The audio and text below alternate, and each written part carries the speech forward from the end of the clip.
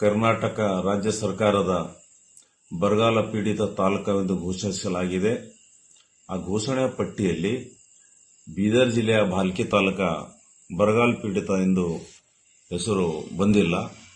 ನಮ್ಮ ಬರಗಾಲ ಏನದ ಭಾಲ್ಕಿ ತಾಲೂಕು ಡಿಕ್ಲೇರ್ ಏನದ ರಾಜ್ಯ ಸರ್ಕಾರ ಮಾಡಿಲ್ಲ.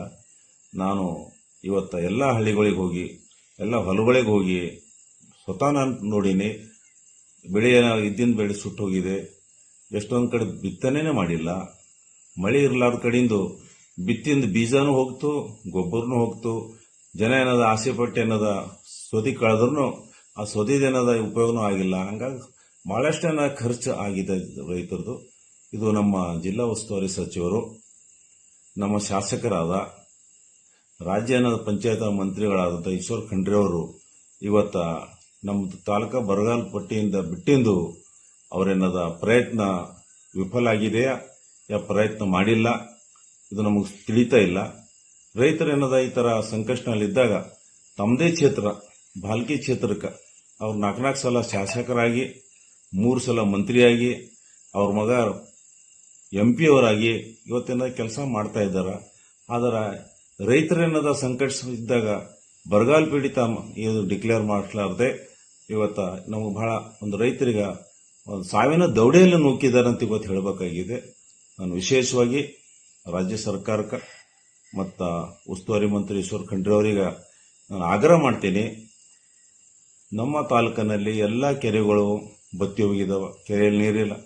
ನಮ್ಮ ತಾಲೂಕಿನಲ್ಲಿ ಎಲ್ಲ ನದಿಗಳಿಗೆ ಏನದ ನೀರಿಲ್ಲ, ಬ್ಯಾರೇಜ್ಗಳಿಗೆ ನೀರಿಲ್ಲ. ಭಾಳಷ್ಟು ಬಾವಿಗೆ ಬೋರ್ವೆಲ್ಗಳಿಗೆ ನೀರು ಕಡಿಮೆ ಆಗ್ತಾ ಇದ್ದಾವೆ.